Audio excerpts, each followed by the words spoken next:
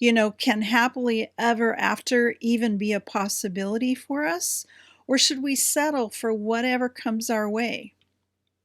God promises lots of things to us. And back in the Old Testament days, He gave a promise to His people. He said that He would lead them into a land flowing with milk and honey. And they really relied on the fact that He said that.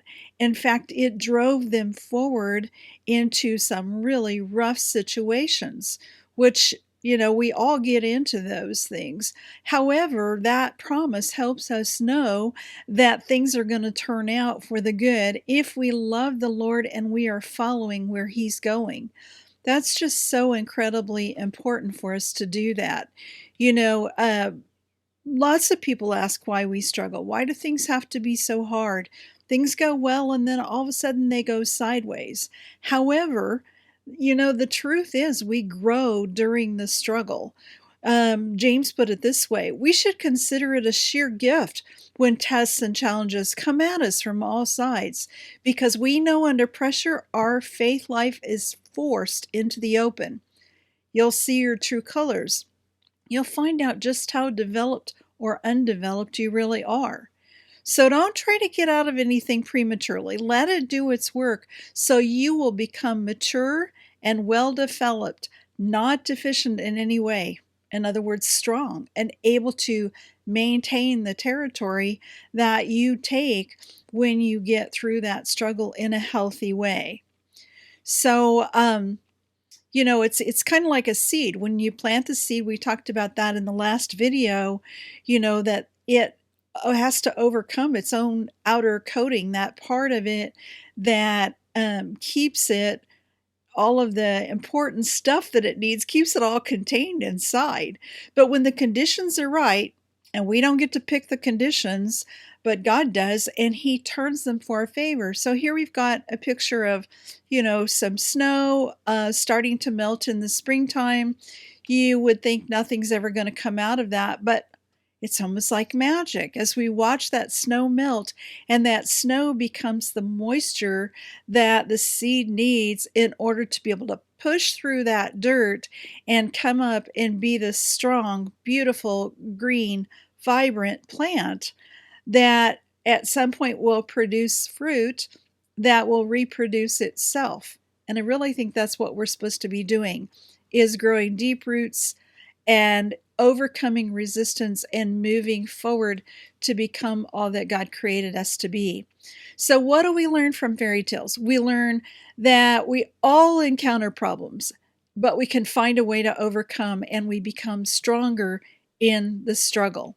So one of my favorite Disney movies came out in 2012, and it's the story of Rapunzel. It's called Tangled, and it's the story of good versus evil, truth versus deception, freedom versus slavery. And most importantly, I think, is that Rapunzel finds her true identity, and that's what brings her freedom. So it starts out, the story is that she's the lost princess. She is stolen from her mother and father early in the film because she has magic hair. We don't have magic hair. I don't have magic hair. I wish I did. Wouldn't have to spend so much time trying to do something with it, right? But magic hair was her gift. And we can look at that as God has given us each a gift of some kind. And that's what this story is about. And someone wanted her gift and she stole her. And in that process, she locked her away in a tower. And she pretended to be protecting Rapunzel. So Rapunzel grew to love her. She believed that Mother Gothel was her actual mother.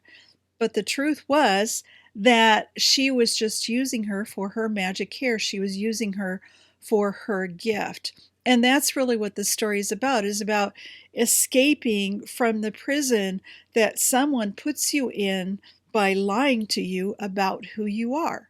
Now, that sounds a whole lot like the enemy to me.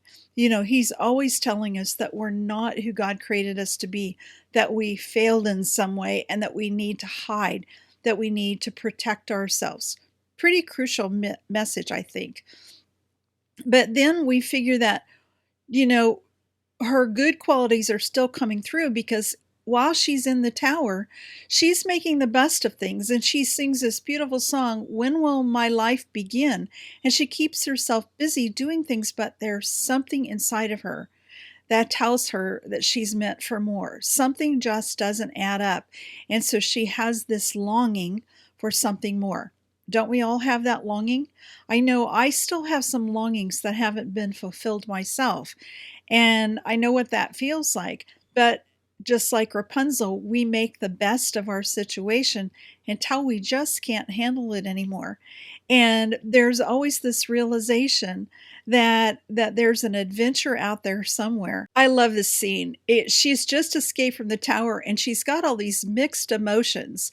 And one minute she's excited, the next minute she's uh, afraid that she's hurt Mother Gothel. She's just very conflicted about the whole thing. And if you notice in the scene, if you notice Eugene, which at this point we know him as Flynn Rider, his alter ego, which we could do a whole story about his development in this story. But you watch him and he's kind of like, okay, this is weird. You can see that written all over his face because he doesn't understand what she's going through. He does not know what to do with her emotions. They just seem weird to him. And how many times have I had men tell me that they are concerned that their wives have a mental disorder because their emotions fluctuate so much? But that's really how we are as women. Our feelings can go from high to low in a moment's time, just almost quicker than we can take a breath. So, really important that we understand our emotions. Let's go on to the next scene or the next thought here. Something seems familiar to Rapunzel, and when she tries on this crown and she sees herself in the mirror, and you can see this look, she's like got this surprised look on her face. She doesn't fully know the meaning of this crown yet, but there's something that clicks inside of her.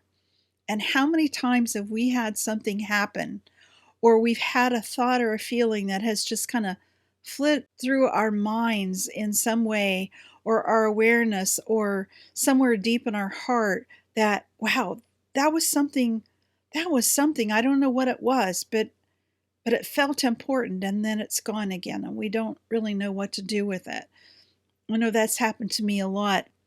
And usually it's a sign that something's about to change, something's about to get better. So we want to watch for what's going better. But remember those moments because they're really important. Write them down in a journal. Go back and read them again when you have that feeling of familiarity that something is in your future that you haven't yet been able to grasp. So, Rapunzel's story, again, it's a contrast of darkness and light. It's the natural flow of all of our lives. It produces strength, but it also provides a time of respite. He saves her. He takes action. That's how he saves her. He shows up to save her. And every man wants to do that. Every man wants to be a hero. So we need to keep that in mind as we move forward. You can't be a hero if nobody will let you be a hero. Now, Rapunzel's not trying to keep him from being a hero, but evil is trying to keep him from being a hero. Really important for us to recognize that. But she also saves him. She becomes the heroine. She does it not by her actions so much as by how she can inspire, influence him, and invite him into a different life just by being who she is. I think that's really cool. And that's why I want to do a lot of things to focus on us as women and how we can be stronger and more confident in who we are so that we can be the heroine to match the hero. Okay, so that we don't always sit around and wait for him to save us, but that we can also save him.